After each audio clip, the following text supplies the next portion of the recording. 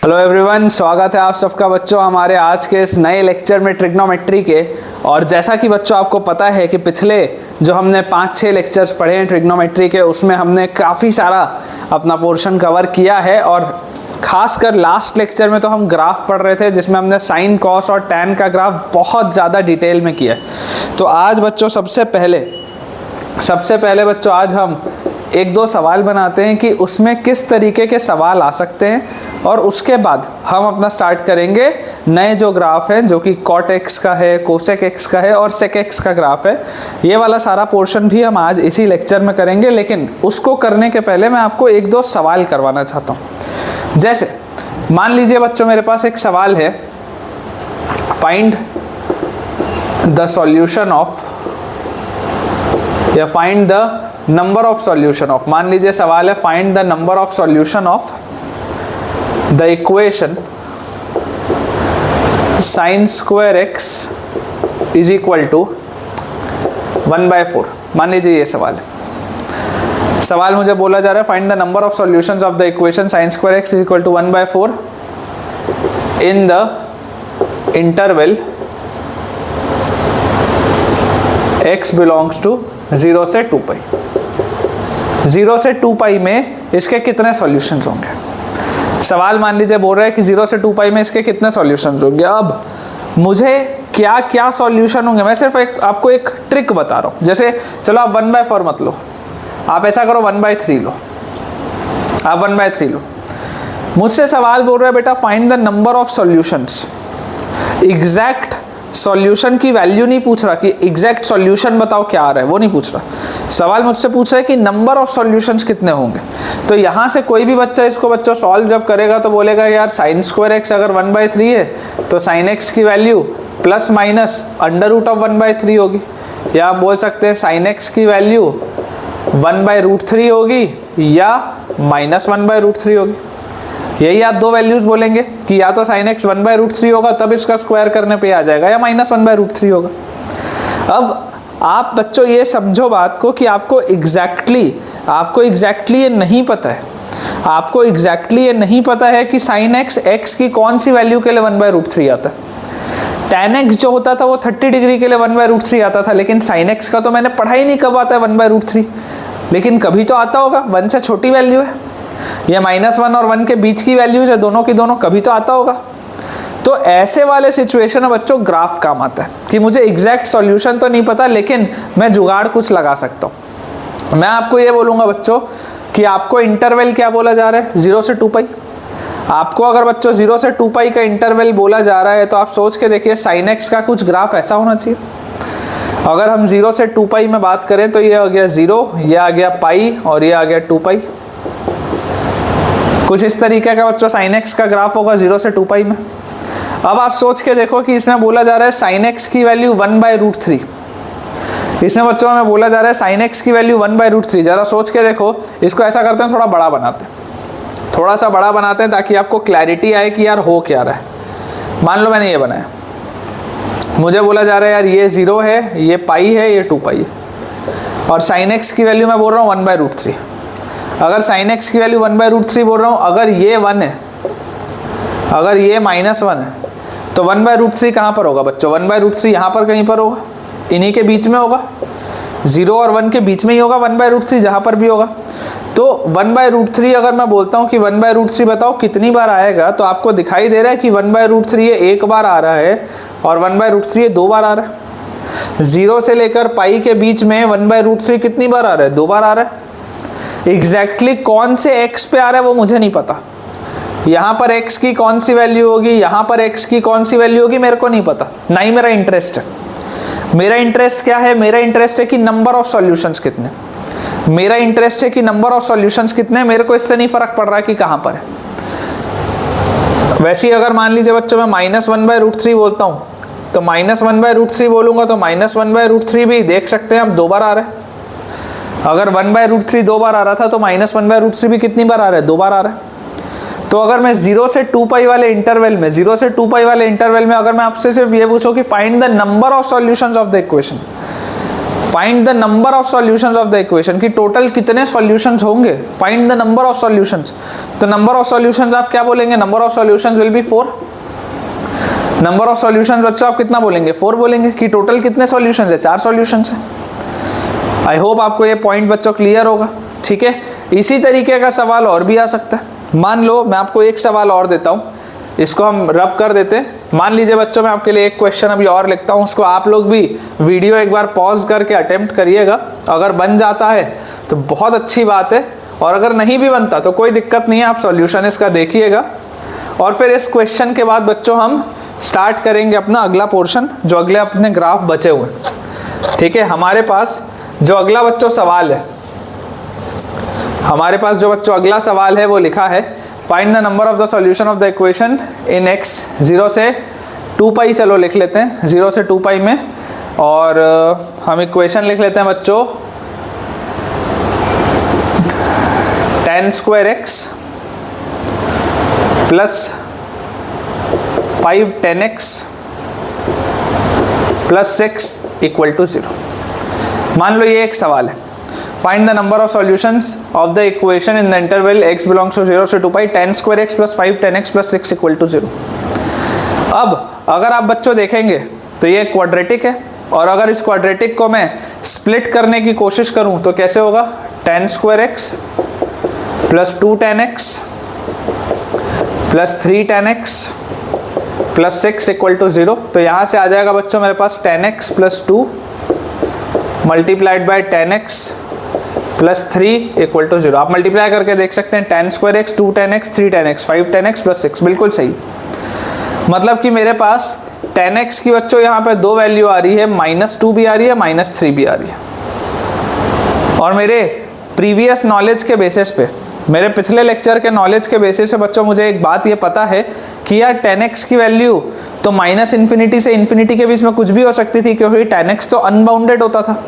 अगर मैं tan x का ग्राफ अपना याद करने की बच्चों कोशिश करूं तो आप याद करिए, मैंने कुछ इस तरीके की डॉटेड लाइंस बनाई थी। जब तक आपकी बहुत अच्छे से प्रैक्टिस नहीं हो जा रही है तब तक आपको भी इसी तरीके से अप्रोच करना है बच्चों। ये जो मैंने ग्राफ बनाया था वो यहाँ से ऐसा इंक्रीज होता होता ऐसा फर्दर इंक्रीज किया था।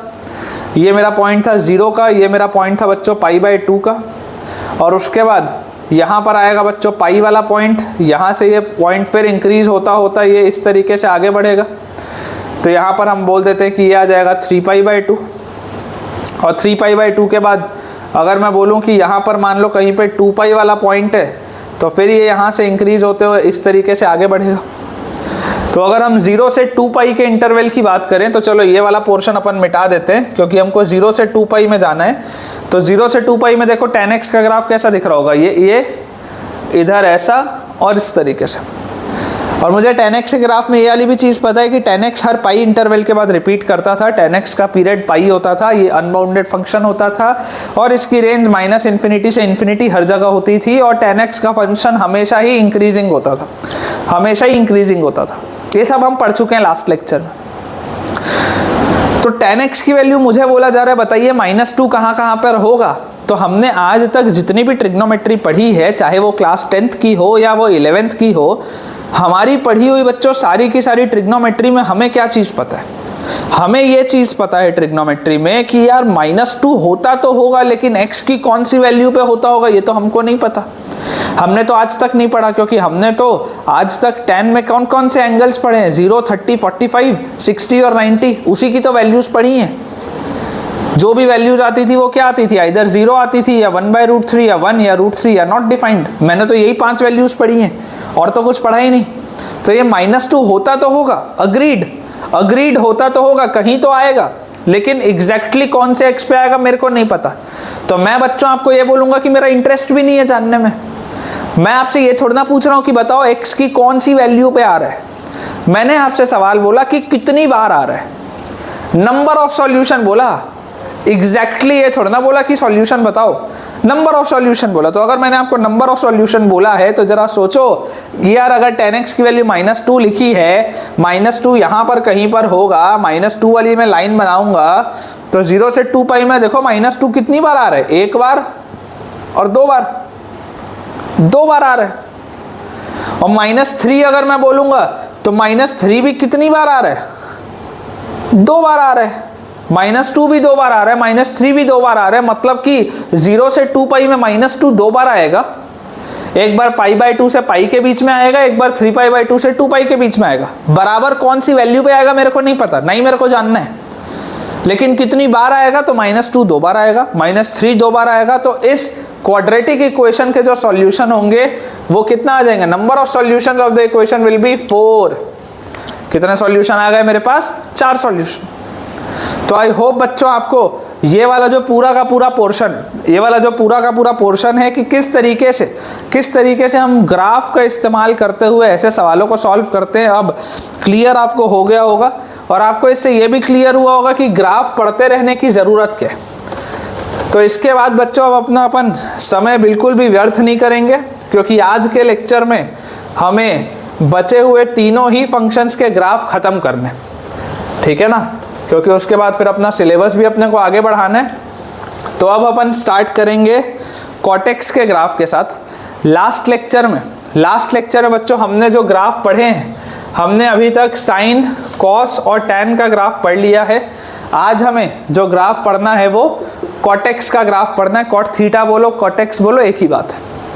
अब अगर मुझे इसका ग्राफ पढ़ना है तो देखो, अगेन मैं सबसे पहले आपके लिए बच्चों ग्राफ बना देता हूँ और उसके बाद फिर हम अपनी चर्चा आगे बढ़ाएंगे।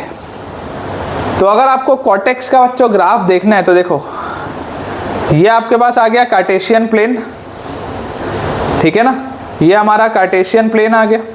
इस कार्टेशियन प्लेन में ये वाला पॉइंट 0 का है। यहाँ पर हम अपने डॉटेड लाइंस अगेन बनाते हैं, क्योंकि ये बात तो हर बच्चे को समझ में आती होगी कि यार टैन का अगर ग्राफ उटपटांग सा बना था तो कॉट का भी ग्राफ उटपटांग सा ही बनेगा, अच्छा तो बनेगा नहीं कोई। तो अपन इस तरीके से डॉटेड अपनी लाइंस बना लेते हैं। अगेन बच्चों मैं आपसे रिक्वेस्ट करूंगा कि आप पहले बनाएंगे नहीं, आप पहले मुझे देखेंगे ग्राफ बनाते हुए, उसके बाद आप ग्राफ बनाएंगे। आप मुझे एक बात ये बताइए कि यार tan x का वैल्यू या tan ऑफ 0 डिग्री का वैल्यू क्या होता था? 0 होता था। tan ऑफ 0 डिग्री का वैल्यू 0 होता था। और tan ऑफ 90 डिग्री का वैल्यू क्या होता था? tan ऑफ 90 डिग्री का वैल्यू नॉट डिफाइंड होता था। tan ऑफ 90 डिग्री का वैल्यू अनडिफाइंड होता था या नॉट डिफाइंड होता था।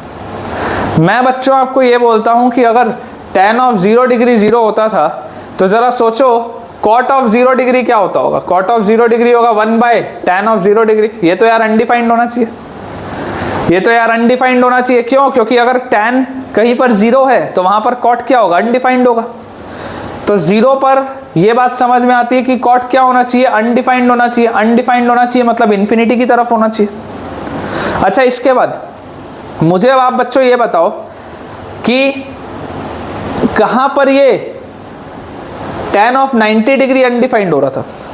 tan ऑफ 90 डिग्री अगर अनडिफाइंड हो रहा था तो cot ऑफ 90 डिग्री क्या होता है? आपको भी पता होगा, देखो cot ऑफ 90 डिग्री 0 होता है। ट्रिग्नोमेट्री का टेबल आपके पास है, cot ऑफ 90 डिग्री 0 होता है। और जब आप एक चीज और समझो कि tan का ग्राफ हमेशा क्या था? इंक्रीजिंग था। tan का ग्राफ हमेशा इंक्रीजिंग था, तो cot क्या होता है? cot 1/tan है। cot जो है वो tan का रेसिप्रोकल है, tan का उल्टा है। तो अगर tan का ग्राफ हमेशा बढ़ रहा था, अगर हमेशा इंक्रीजिंग था, तो cot का ग्राफ हमेशा क्या होना चाहिए? डिक्रीजिंग होना चाहिए। Very easy to understand. अगर tan का ग्राफ हमेशा इंक्रीजिंग है तो cot का ग्राफ हमेशा डिक्रीजिंग होना चाहिए। तो ये इन्फिनिटी से ऐसा आएगा, डिक्रीज होता होता होता होता होता होता और ये इस तरीके से बन जाएगा। As simple as that. थोड़ा सा ढंग से बना लेते हैं अपन, थोड़ा सा इसको ढंग से बना लेते हैं। देखो, हमें पता है 90 डिग्री पर cot 0 होता है। ये देखो यहाँ पे इनफाइनाइट से स्टार्ट हुआ, ये डिक्रीज होता होता ये ऐसा आया और ये डिक्रीज होता होता नीचे चला गया।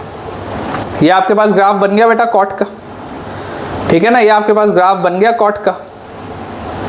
ये पाई पर देख लो, अगर tan ऑफ 0 डिग्री 0 था, tan ऑफ पाई भी तो 0 है, और अगर tan ऑफ पाई 0 है तो cot अगेन से क्या हो जाएगा? अनडिफाइंड हो जाएगा। जो बेसिक रूल है, बेसिक रूल ये है बच्चों कि जहाँ जहाँ पर tan, आप अगर वो टेबल अपना खोल के देखेंगे तो आपको दिखेगा tan x की वैल्यू जहाँ पर 0 है वहाँ पर cot x अनडिफाइंड होगा, और जहाँ पर tan x अनडिफाइंड है वहां पर कॉटेक्स 0 होगा, देख सकते हैं आप। तो tan x अनडिफाइंड था पाई बाई 2 पे तो कॉटेक्स 0 हो गया, tan x 0 था पाई पे तो कॉटेक्स अनडिफाइंड हो गया। और tan x का ग्राफ हमेशा बढ़ता था, कॉटेक्स का ग्राफ हमेशा डिक्रीज हो रहा है। देख लो गिर रहा है ये ग्राफ, जैसे जैसे आप आगे आते जाओगे ये ग्राफ गिरता जाएगा। अब जो बात समझने की है बच्चों, वो बात ये है कि यार अगर tan x का ग्राफ हर पाई इंटरवल के बाद रिपीट होता था, अगर tan की वैल्यू हर पाई इंटरवल के बाद रिपीट होती थी तो cot तो 1/tan होता है, तो cot भी तो हर पाई इंटरवल के बाद रिपीट होगा। सोच के देखो आप, अगर उस ट्रिग्नोमेट्री के टेबल को भी ओपन करके देखोगे और अगर आपने उसमें cot की वैल्यूज खुद से भरी होंगी तो आप ये चीज बच्चों पाएंगे कि यार हर पाई इंटरवल के बाद cot भी तो रिपीट हो रहा है, जैसे tan रिपीट हो रहा था वैसे cot भी रिपीट होगा। तो अगर अगर cot x का वैल्यू 0 पर इनफाइनाइट की तरफ था तो पाई पर भी तो इनफाइनाइट की तरफ होगा, और ये डिक्रीज होता होता ऐसा आएगा और ये फर्दर डिक्रीज हो जाएगा। ये पाई था, ये 3π/2 होगा, यहाँ पर 2π होगा, क्योंकि देख लो tan ऑफ 2π जो होता है वो 0 होता है तो cot ऑफ 2π अनडिफाइंड हो गया। यही तो पैटर्न चलेगा बच्चों ग्राफ का, आप ये देख सकते हैं। इसी तरीके से ही हमेशा बच्चों आपका ग्राफ आगे बढ़ने वाला है। ये पैटर्न है ग्राफ का आपके, बिल्कुल इजी है, बिल्कुल इजी है समझना, कोई बहुत ज़्यादा इसमें दिमाग नहीं लगाना। tan x का वैल्यू हर जगह इंक्रीज होता जाता था, ऐसा बढ़ते रहते थे कर्व, ऐसे बढ़ते रहते थे। जैसे जैसे आप आगे जाओगे कर्व बढ़ते रहते थे। इधर आप जैसे जैसे आगे जाओगे देख लो कर्व गिर रहा है, कर्व गिर रहा है, सारे के सारे कर्व गिर रहे हैं, बिकॉज ये हमेशा डिक्रीजिंग है। अच्छा, इसमें अगेन आप इसमें भी देख सकते हो कि अगर मैं बोलता था कि tan x की वैल्यू -∞ से इन्फिनिटी कुछ भी हो सकती थी, तो cot x भी तो देख लो -∞ से इन्फिनिटी कुछ भी हो सक रहा है। ये -π/2 है, ये -π है, तो cot x जो आएगा ये भी क्या आएगा, -∞ से इन्फिनिटी कुछ भी हो सकता है। जैसे tan x -∞ से इन्फिनिटी कुछ भी हो सकता है, cot x भी -∞ से इन्फिनिटी कुछ भी हो सकता है। इसका मतलब cot x क्या है, अनबाउंडेड है। जैसे tan x बच्चों अनबाउंडेड था वैसे ही cot x भी क्या है, अनबाउंडेड है, क्योंकि इसको आप बांध नहीं सकते दो वैल्यूज के बीच में। tan x का जैसे पीरियड पाई था वैसे cot x का भी पीरियड क्या है, पाई है, हर पाई इंटरवल के बाद रिपीट होगा। देखो ये पहला क्वाड्रेंट है, ये दूसरा क्वाड्रेंट है, ये तीसरा क्वाड्रेंट है, ये चौथा क्वाड्रेंट है। अगर आप ध्यान से देखेंगे तो देखो पहले क्वाड्रेंट में सब पॉजिटिव होते थे, पॉजिटिव दिख रहा है। दूसरे क्वाड्रेंट में cot नेगेटिव होता था, नेगेटिव दिख रहा है। तीसरे क्वाड्रेंट में cot फिर पॉजिटिव होता था, पॉजिटिव दिख रहा है। चौथे क्वाड्रेंट में cot नेगेटिव दिख रहा है। सेम ग्राफ है, जैसा इधर है वही कॉपी पेस्ट होता जा रहा है, क्योंकि हर पाई इंटरवल के बाद रिपीट होता है। ये पाई इंटरवल हो गया, फिर ये रिपीट हो रहा है, फिर ये रिपीट हो रहा है, फिर ये रिपीट हो रहा है, यही चीज चलेगी। और इसको समझना बहुत इजी है। जैसे कि अगर मान लीजिए मैं आपको बोलता हूं कि यार tan जो होता था, tan अनडिफाइंड कहाँ होता था। देखो आप इसको चलो tan से मत रिलेट करो, cot x लिखा है, cot x को आप लिखो cos x/sin x, cos x/sin x लिखो। तो आप सोच के देखो cot अनडिफाइंड कब होगा, cot अनडिफाइंड होगा जब sin 0 होगा, cot अनडिफाइंड होगा जब sin 0 होगा। आप बोलो sin 0 कब होता है, sin 0 होता है n पाई पे। 2 लेक्चर से मैं पढ़ रहा हूँ कि इंटीग्रल मल्टीपल ऑफ पाई में sin 0 होता है। तो बच्चों जब जब n पाई होगा तब तब cot क्या हो जाएगा, अनडिफाइंड हो जाएगा। तो आप ये बोल सकते हैं कि cot x इनफाइनाइट होता है, चाहे वो प्लस इन्फिनिटी हो चाहे वो माइनस इन्फिनिटी हो। कब होता है, when sin x is equal to 0। और sin x 0 कब होता है, जब x n पाई होता है, वेयर जब x n पाई होता है, where n belongs to an integer. कब होता है, जहां पे n जब वो x n पाई होता है तब वो होता है 0, तभी अनडिफाइंड हो जाता है। और n क्या होता है, इंटीजर होता है। उसी तरीके से बच्चों आप ये लिख लो, cot x को अनडिफाइंड लिख लो, ऐसा लिख लो। आप सोचो cot x की वैल्यू 0 कब होगी, तो cot x की वैल्यू 0 होगी जब cos x 0 होगा। और cos x 0 कब होता था, cos x बच्चों 0 होता था odd multiple of pi by 2 में। cos pi by 2, cos 3 pi by 2, cos 5 pi by 2। देखो याद ना आए तो बना लो, याद ना आए तो बना लो। ऐसा देख लो, पाई बाई 2 पे, फिर 3 पाई बाई 2 पे, फिर 5 पाई बाई 2 पे, फिर 7 पाई बाई 2 पे। तो cotec 0 कहाँ होगा? जब cosec 0 होगा। और cosec 0 कहाँ पे हो रहा है? when x is equal to 2n plus 1 pi by 2, odd multiple of pi by 2 में, where n belongs to integer, where n belongs to integer, odd multiple of pi by 2 में ये होगा 0। बहुत ईजी है बेटा, बहुत ईजी चीज़ें हैं। बाउंडेड क्या होता है, अनबाउंडेड क्या होता है, क्या उसका रेंज है, किस तरीके के सवाल बनते हैं, कौन से क्वाड्रेंट में पॉजिटिव, कौन से में नेगेटिव, वेरी इजी। ये पूरी चीज़ बहुत इजी है समझना। तो इसमें आपको कोई ऐसा हार्ड एंड फास्ट बच्चों नहीं लेके चलना है। विथ टाइम आपका ऑटोमेटिकली कमांड आ जाएगा। आप देख ही रहे होंगे कि हम कितना डिटेल में पढ़ रहे हैं। मैं आपको बच्चों गारंटी के साथ बोल रहा हूँ, मैं आपको गारंटी के साथ बोल रहा हूँ कि ट्रिग्नोमेट्री में आप जहाँ पर भी, जिस भी लोकल कोचिंग में या कहीं पर भी आप पढ़ते होंगे, वो बहुत फास्ट फॉरवर्ड स्पेस में चलता है, क्योंकि उनके पास लिमिटेड नंबर ऑफ लेक्चर्स होते हैं। हमारे पास ऐसा नहीं है, हमें जितना मर्जी हो हम YouTube में ऑनलाइन मोड में उतना पढ़ सकते हैं। लेकिन एक ऑफलाइन टीचर के ऊपर मजबूरी होती है कि उसको 10 लेक्चर में या 15 लेक्चर में ख़त्म करना ही है, चाहे बच्चे को चमके चाहे ना चमके, ख़त्म करना है मतलब करना है। ये उनकी मजबूरी है, चाहते नहीं है वो भी, लेकिन उनकी मजबूरी है। तो आप ये समझिए कि हम ज़्यादा ही पढ़ेंगे, हम ज़्यादा ही डिटेल में पढ़ेंगे। आप अगर कंपेयर भी करेंगे ना अपने स्कूल के नोट से तो बहुत ही ज़्यादा है ये। अगर आप अपने किसी भी कोचिंग के भी नोट से कंपेयर करेंगे ना, तो मैं आपको दावे के साथ बोल सकता हूँ कि हम 20 ही होंगे, 19 नहीं होंगे। आपको मैं गारंटी के साथ बोल सकता हूँ, क्योंकि मैं जो आपको कंटेंट अभी दूंगा वो मैं 4 से 5 इंस्टीट्यूट्स का मटेरियल मिला के दूंगा, क्योंकि मेरे में समझ है उतनी कि मैं समझ सकता हूँ कि क्या रेलेवेंट है आपके लिए एग्ज़ाम के लिए और क्या नहीं है। हम जितने सवाल करेंगे, हम जितनी प्रैक्टिस शीट्स करेंगे, जितने होमवर्क के क्वेश्चंस आपके लिए जाएंगे, वो सारी चीज़ें बहुत ज़्यादा होंगी compared with any other institute, क्योंकि उधर टीचर्स की मजबूरी है उनको जल्दी ख़त्म करना।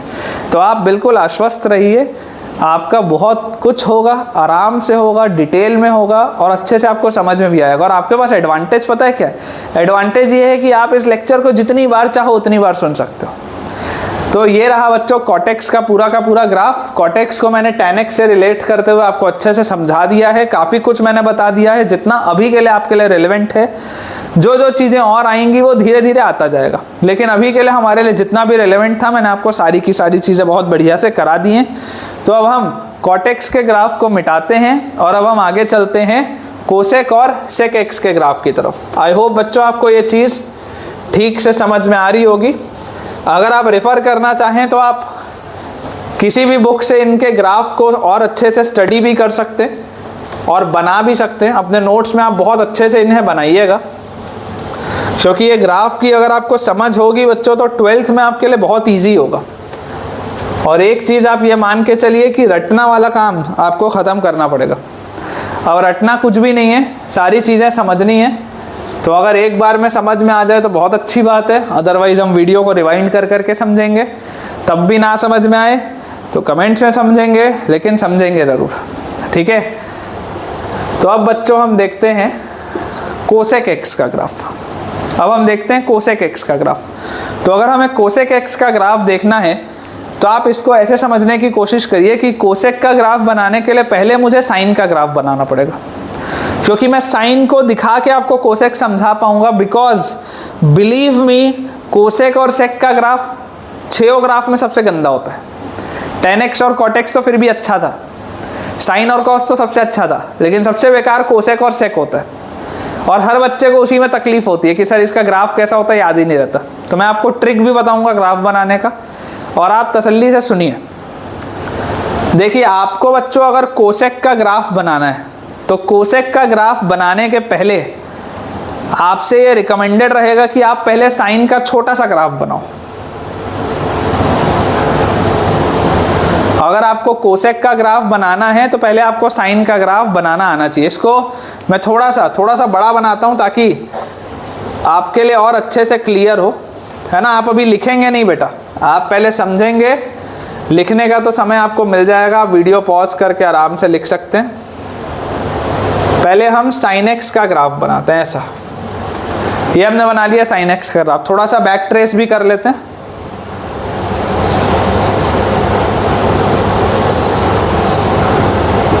इस तरीके से ये हमने बना लिया साइन एक्स का ग्राफ। अब साइन एक्स के ग्राफ में इस तरीके से हम लाइनिंग भी बना देते हैं ताकि हमको पता रहे कि ये 1 वाली लाइन है और नीचे वाली लाइन -1 वाली लाइन है। हमको पता ही है कि साइन एक्स की वैल्यू -1 और 1 के बीच में फंसी हुई होती है, तो ये -1 वाली लाइन है, ऐसा ये हमको पता है। और इसके बाद बच्चों अब मैं बात करूंगा किसकी, कोसेक एक्स की। तो सबसे पहले मैं नेमिंग कर लूँ, ये 0 था, ये π/2 था, ये पाई था, ये हमारे पास बच्चों 3π/2 है, ये 2π है।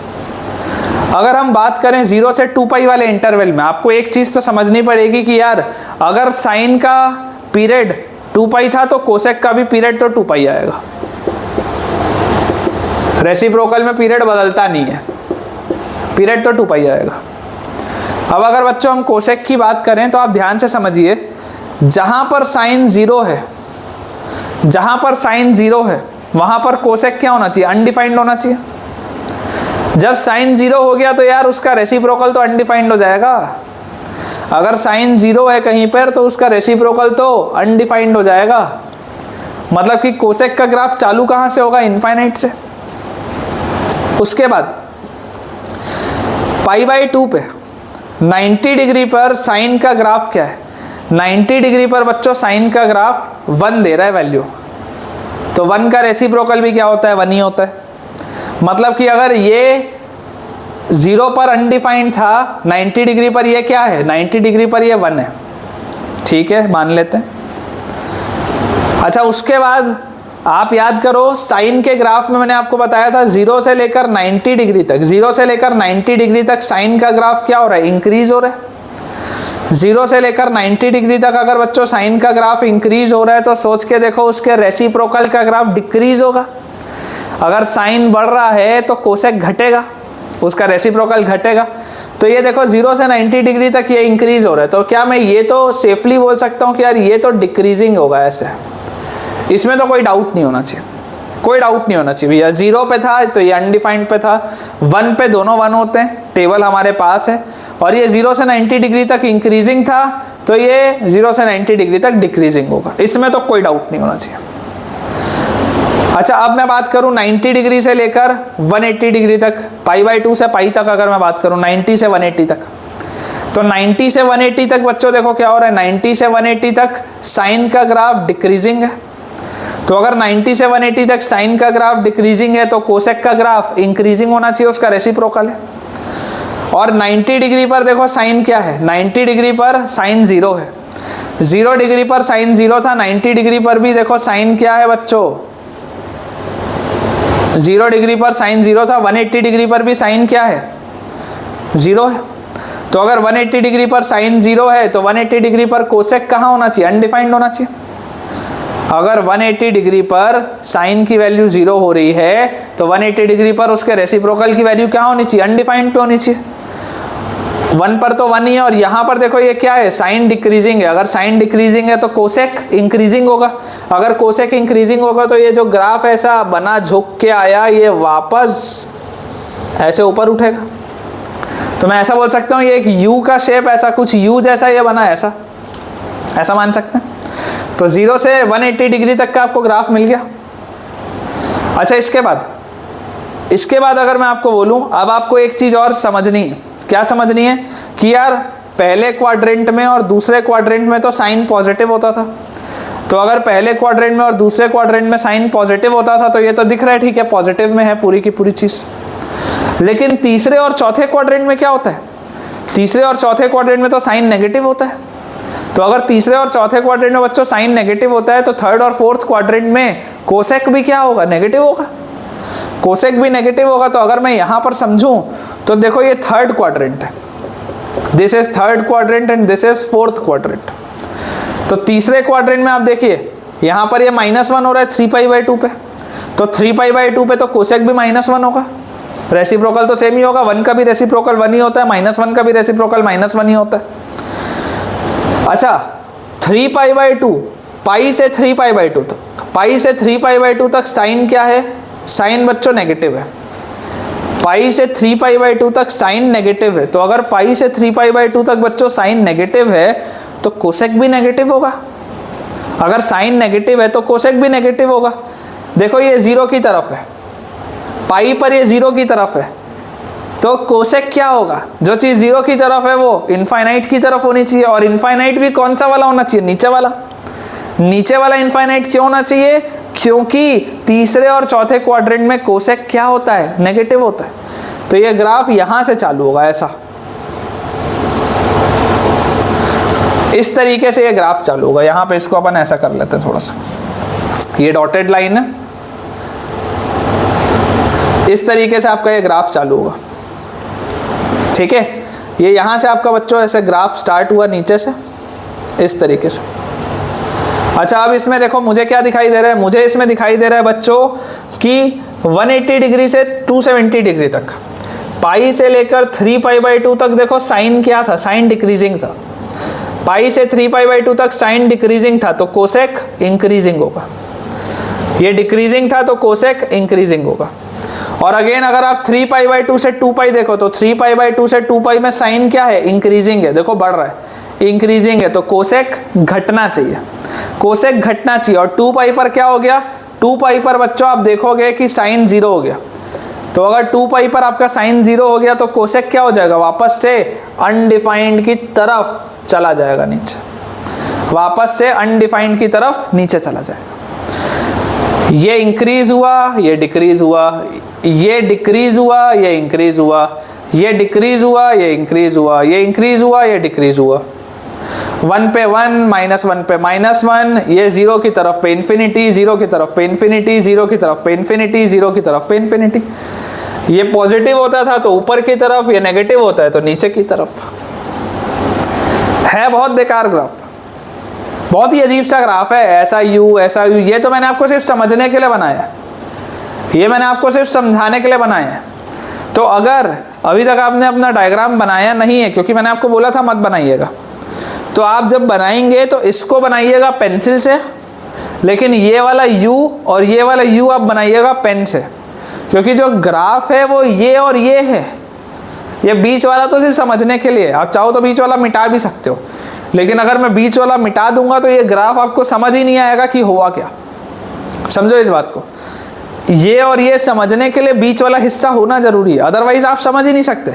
अगर मान लो मैंने बच्चों आपको ये बोला होता कि यार आपके पास ना ये π/2 है, या आपके पास पाई है, या आपके पास 3π/2 है, या आपके पास 2π है, तो ना बच्चों ये ग्राफ ऐसा होता है, ये इस तरीके का बच्चों देखो ऐसा ग्राफ होता है। अगर मान लो मैं आपको ये बोल देता कि देखो 0 से लेकर पाई तक मैंने ये इंक्रीजिंग ऐसा बना लिया, ये इस तरीके का, और पाई से 2π तक मैंने ऐसा बना लिया, तो आप बोलते हैं सर ये क्या मजाक है, ये क्या बना रहे हो आप, ऐसे ही बोलते हैं आप लोग, ठीक है ना। तो ऐसे में आपको डायरेक्टली समझ में नहीं आएगा, लेकिन मुझे उम्मीद है बच्चों की जिस तरीके से अभी मैंने आपको ये बताया है, इसमें आपको ये चीज़ समझ में आ रही होगी कि यार चल क्या रहा है, ठीक है ना, समझ में आ रहा होगा कि चल क्या रहा है।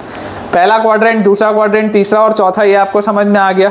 इसमें अलग से देखो, जनरली जिस तरीके से हम देख रहे हैं, जनरल जो हम हाइलाइट्स में देखते हैं या प्रॉपर्टीज में देखते हैं, जनरली उसका कोसेक और सेक में काम नहीं होता, ठीक है ना। ठीक है, आप बोलने के लिए बस ये बोल सकते हो कि यार कोसेक एक्स जो होता है वो अनडिफाइंड कब होता है, वो अनडिफाइंड होता है जब साइन एक्स 0 होता है।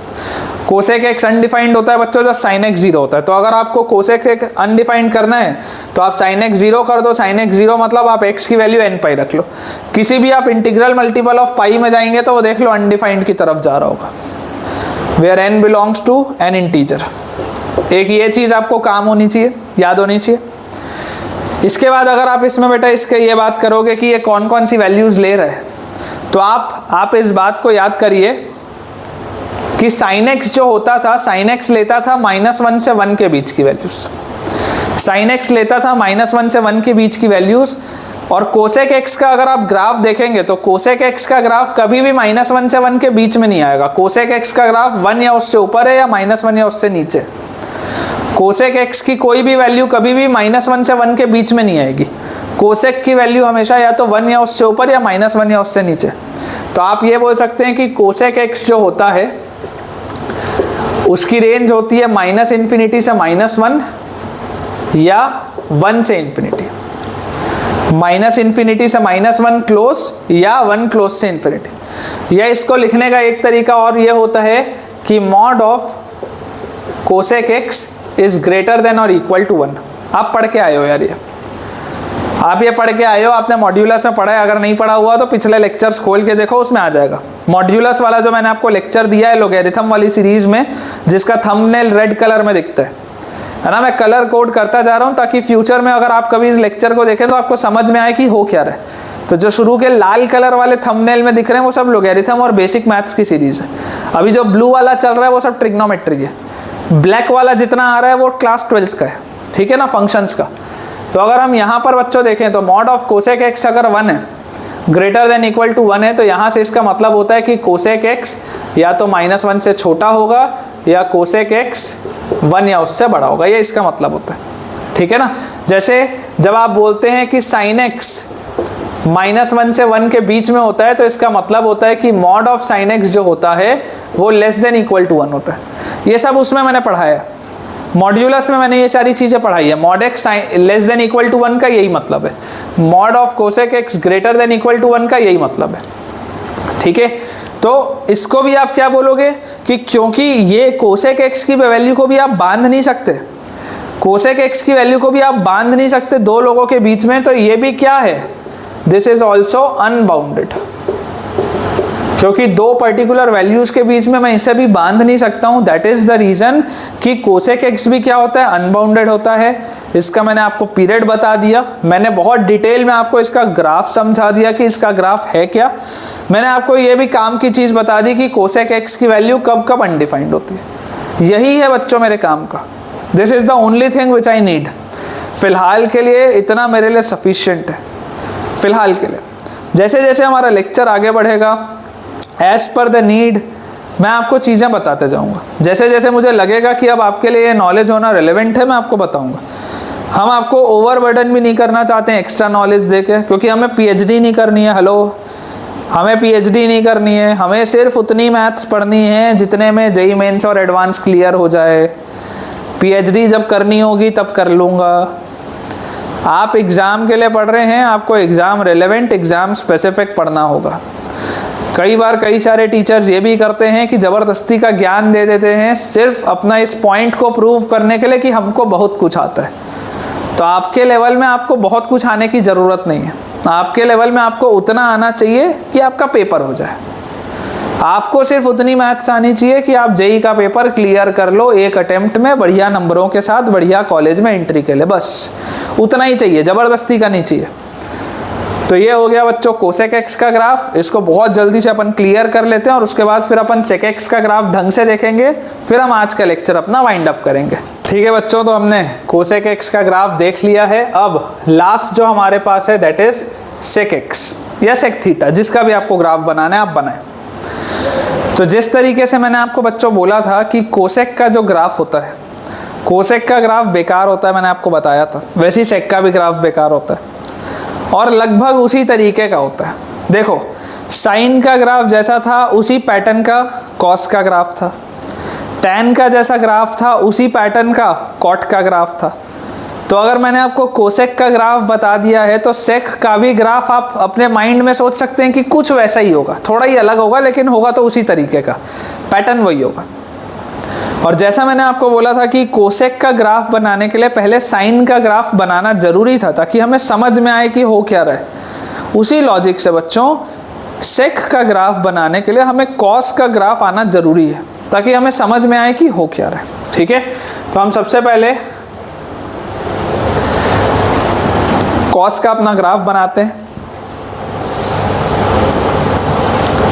कॉस का ग्राफ अगर हमें बनाना है तो थोड़ा सा बड़ा बनाते हैं इस तरीके से, बैक साइड में भी अगर ट्रेस करना हो तो कुछ इस तरीके का अपन ग्राफ इसको बना लेते हैं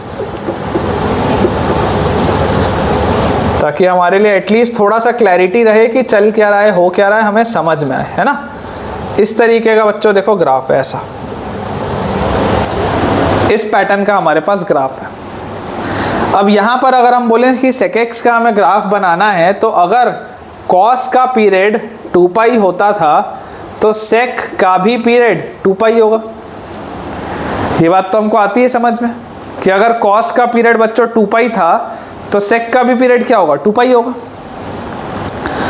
अब हम सबसे पहले ये वाली लाइन भी बना लेते हैं कि यार ये 1 वाली लाइन है, ताकि हमको पता रहे कि हमको इसी के इर्द गिर्द सारी बातें करनी है, इस तरीके से, ठीक है। अब ये अगर हमने बच्चों बना लिया, अगर हमने इसे बना लिया तो अब आप सोच के देखिए, ये 0 है, ये π/2 है, ये पाई है, ये 3π/2 है और ये 2 पाई है। ये हमारे पास वैल्यूज आ गई। जहां जहां पर बच्चों cos का ग्राफ 0 हो रहा है, सोच के देखिएगा, जहां जहां पर बच्चों cos का ग्राफ 0 हो रहा है वहां पर sec का ग्राफ क्या होना चाहिए, अनडिफाइंड होना चाहिए, क्योंकि अगर cos 0 होगा तो उसका रेसिप्रोकल अनडिफाइंड हो जाएगा।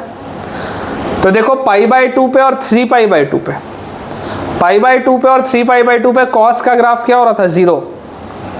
तो π/2 पे और 3π/2 पे sec का ग्राफ क्या हो जाएगा, अनडिफाइंड हो जाएगा। अच्छा, इसके बाद अगर मान लीजिए मैं आपको बोलता हूं कि 0 से π/2 तक पहले क्वाड्रेंट में, 0 से लेकर π/2 तक बच्चों पहले क्वाड्रेंट में, तो पहले क्वाड्रेंट में तो सब कुछ पॉजिटिव होता है।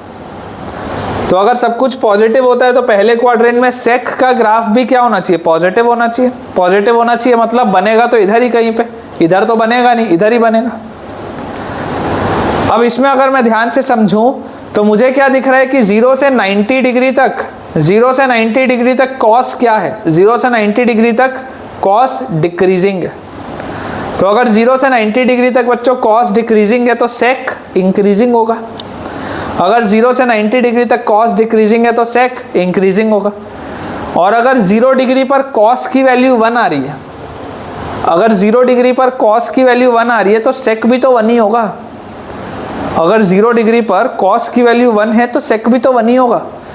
तो यहाँ से आप इसको क्या कर सकते हैं, ये बोल सकते हैं कि ऐसा इंक्रीज होना चाहिए। सोच के देखो,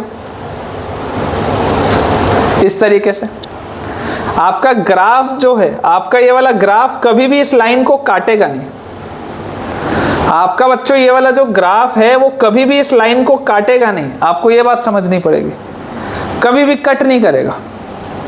आपको ये बात समझनी है कि आप एग्जैक्टली 90 डिग्री तो रख ही नहीं सकते ना सेक के ग्राफ में, क्योंकि 90 डिग्री तो पॉसिबल ही नहीं है, फंक्शन ही अनडिफाइंड हो जाएगा। आप 90 डिग्री के करीब पहुंच सकते हैं, आप एग्जैक्टली 90 डिग्री रख नहीं सकते। जैसे कि आप इनफाइनाइट के करीब पहुंच रहे हैं, जैसे जैसे आप x बढ़ाते जा रहे हैं आपका ग्राफ इनफाइनाइट की तरफ बढ़ता जा रहा है, उस तरीके से बढ़ता जा रहा है, लेकिन कभी भी वो इनफाइनाइट होगा नहीं। वैसे आप कभी भी सेक के ग्राफ में 90 डिग्री पर पहुंचेंगे नहीं, आपको ये बात रियलाइज करनी पड़ेगी। तो ये हमारे पास हो गया ग्राफ ऐसा। अच्छा, उसके बाद सेकेंड क्वाड्रेंट में, सेकेंड क्वाड्रेंट में बच्चों क्या है, सेकेंड क्वाड्रेंट में अगर आप देखोगे तो सेकेंड क्वाड्रेंट में कॉस नेगेटिव होता है। तो अगर सेकेंड क्वाड्रेंट में बच्चों कॉस नेगेटिव होता है तो सेकेंड क्वाड्रेंट में सेक भी क्या होगा, नेगेटिव होगा। अगर कॉस नेगेटिव है तो सेकेंड में सेक भी तो नेगेटिव होगा। तो अगर पहले क्वाड्रेंट में ये इनफाइनाइट तक गया था तो दूसरे क्वाड्रेंट में शुरुआत भी तो माइनस इनफाइनाइट से ही करेगा। या आप इसको ऐसा सोच लो कि 90 डिग्री के करीब, 90 डिग्री के करीब कॉस का बिहेवियर कैसा है, जीरो वाला है ना। 90 डिग्री पर तो जीरो हो जाता है एग्जैक्टली, लेकिन 90 डिग्री के करीब कॉस का बिहेवियर कैसा है, जीरो वाला है। 90 डिग्री से जस्ट पहले पॉजिटिव है जीरो में, 90 डिग्री के जस्ट बाद नेगेटिव है जीरो में, लेकिन है तो वैसा ही, जीरो वाला ही बिहेवियर है। मान लो अगर 90 डिग्री के जस्ट पहले 0.001 होगा तो 90 डिग्री के जस्ट बाद माइनस 0.001 होगा, है तो वैसे ही बिहेवियर। तो अगर 90 डिग्री पर ये इनफाइनाइट की तरफ जा रहा था तो 90 डिग्री पर यहाँ पर भी तो कहाँ से स्टार्ट होगा, माइनस इनफाइनाइट से स्टार्ट होगा, क्योंकि नेचर तो वही है। इनफाइनाइट वाला ही नेचर है, अनडिफाइंड वाला ही नेचर है।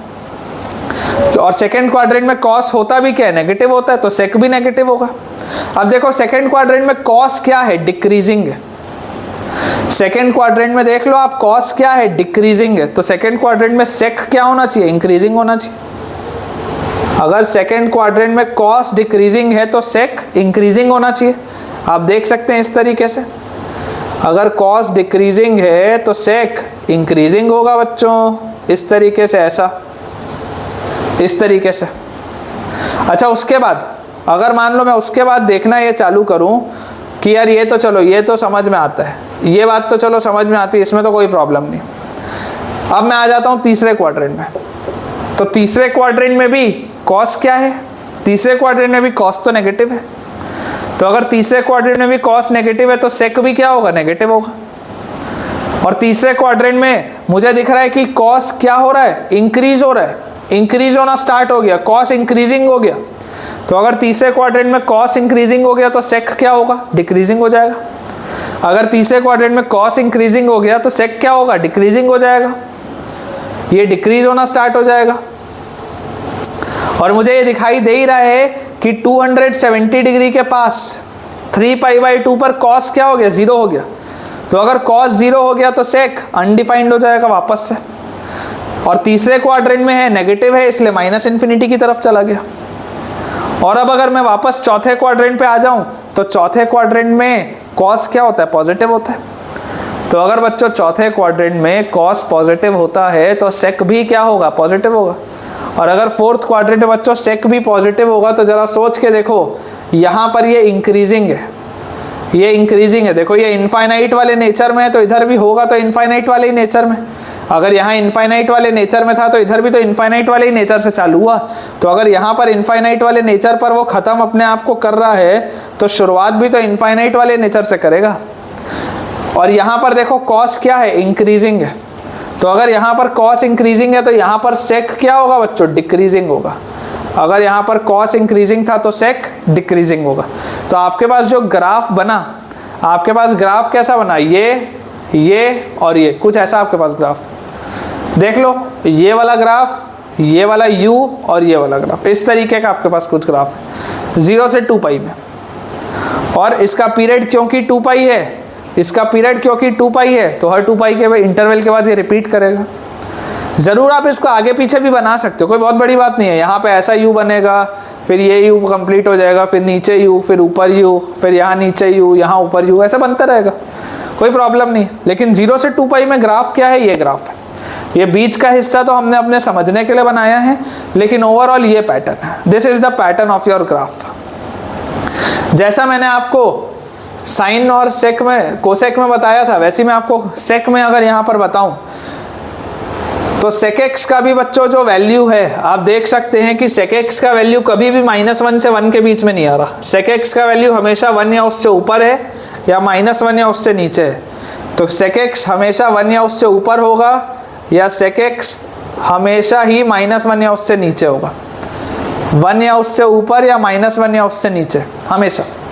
जिसका मतलब ये है कि हम ऐसा बोल सकते हैं हमेशा बच्चों कि हमारे पास मॉड ऑफ सेक एक्स जो होता है वो ग्रेटर देन इक्वल टू 1 होता है। या हम ये बोल सकते हैं कि सेक एक्स बिलोंग्स टू -∞ से -1 क्लोज्ड यूनियन 1 क्लोज से इन्फिनिटी। आपको जो लिखना हो आप वो लिख सकते हैं। It all means the same, सब कुछ का एक ही मतलब है, ठीक है ना।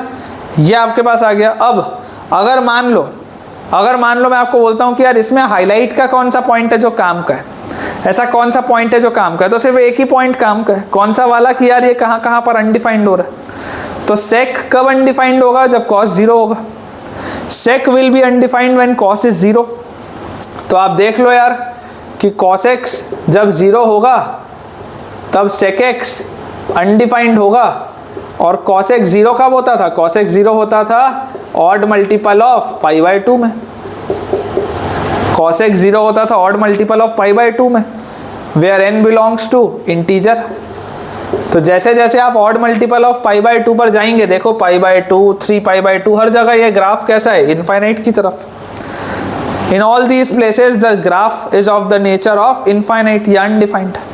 ठीक है, तो ये बच्चों मोटे तौर पर कुछ चीजें थी। आप इसमें भी ये बोल सकते हैं कि ये भी एक अनबाउंडेड फंक्शन है।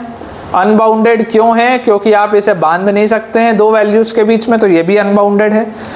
तो मेरे हिसाब से जो जो चीजें आपके लिए फिलहाल रेलेवेंट थी, मेरे हिसाब से बच्चों जो जो चीजें आपके लिए फिलहाल रेलेवेंट थी, वो सारी ही चीज़ों को मैंने काफ़ी डिटेल में आपके लिए कवर कर दिया है, सो दैट कि आपको ये चीज़ें प्रॉपरली समझ में आए। मुझे ऐसा लगता है कि अब हमारा ग्राफ वाला पोर्शन फिलहाल जितना हमें नीडेड था शुरू में, उतना हम कर चुके हैं कि हम अपना आगे लेक्चर बढ़ा पाएँ और चीज़ों को समझ पाएँ। मुझे ऐसा लगता है बच्चों कि आपको आज का लेक्चर बढ़िया से समझ आया होगा, और पिछले दो लेक्चर्स काफ़ी इंटरेस्टिंग थे, क्योंकि इस तरीके के ग्राफ्स हमने कभी पढ़े नहीं थे। 9-10 तक के हमारे जो ग्राफ होते थे वो सिंपल से स्ट्रेट लाइन होते थे, लेकिन ये वाले ग्राफ थोड़े से अलग हैं। तो आई होप आपको आज का लेक्चर पसंद आया है। अगर पसंद आया है तो लाइक करने में थोड़ी सी भी कोई भी कंजूसी आप नहीं करें। लाइक करें वीडियो को, अपने दोस्तों के साथ शेयर करें, चैनल को सब्सक्राइब करें। Thank you.